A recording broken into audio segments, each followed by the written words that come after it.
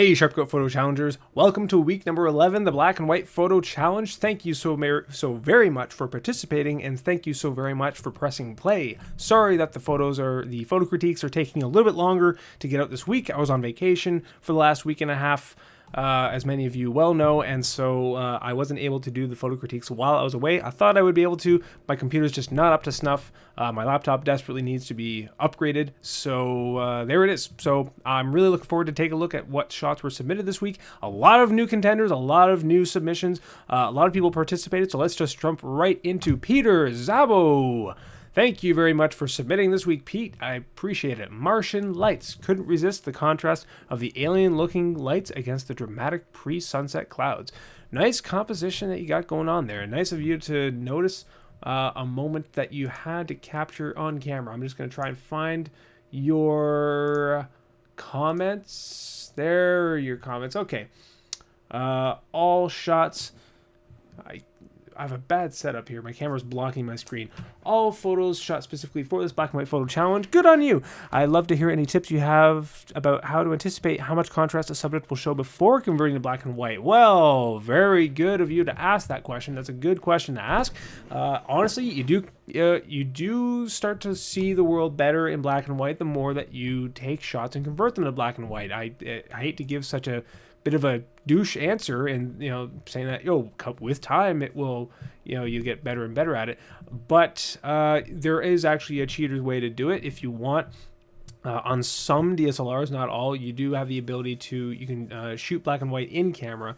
You can desaturate the color entirely, and so you could cheat and look through the not through the viewfinder on the LCD screen to see what it'll look like, or take a preview image.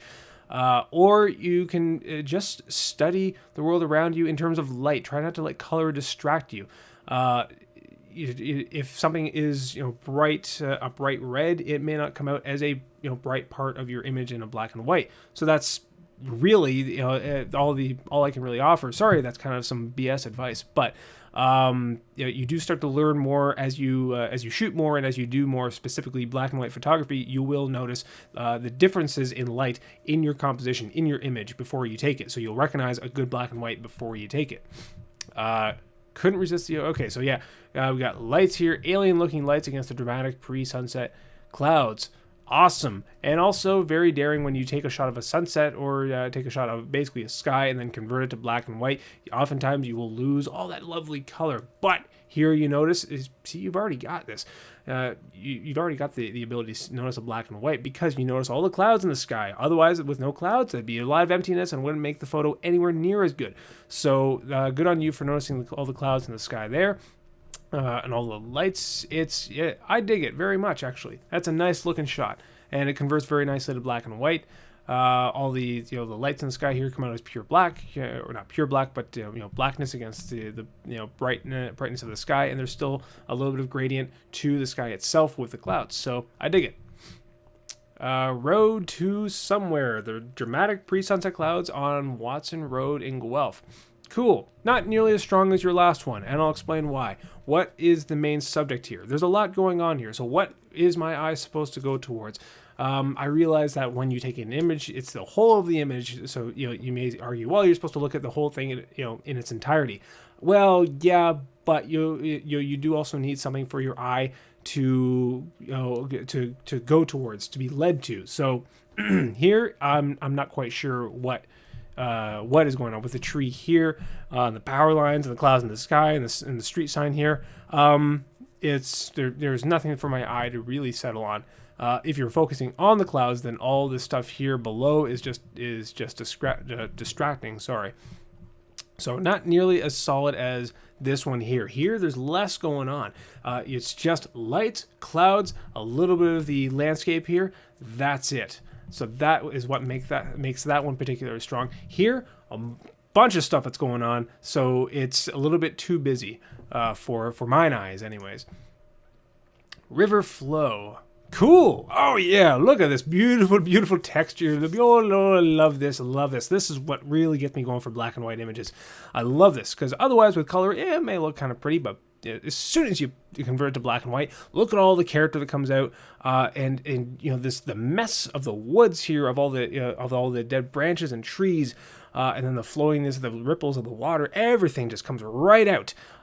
That's what I really, really love about black and white shots here. I love that.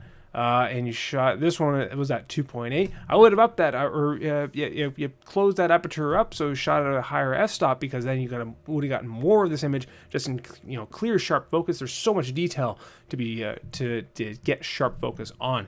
That's just what I would have done though. This otherwise though, very solid. Staged. Very talented high school kids rehearsing for the drowsy chaperone at Kitchener's Eastwood Collegiate bumped up the exposure, contrast, and definition to get more overall balance of light.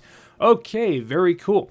And as a black and white, I think this oomphes the image up very much, because this is I think you already have a good eye for what makes a good black and white shot. If you looked at this and said this will make a good black and white shot, because look at all the light and dark that's going up on here, all the light on the stage here, so your eye just completely zooms right in on the stage and the action here. My eye goes immediately to this gentleman right here, in the lovely white white pinup suit here.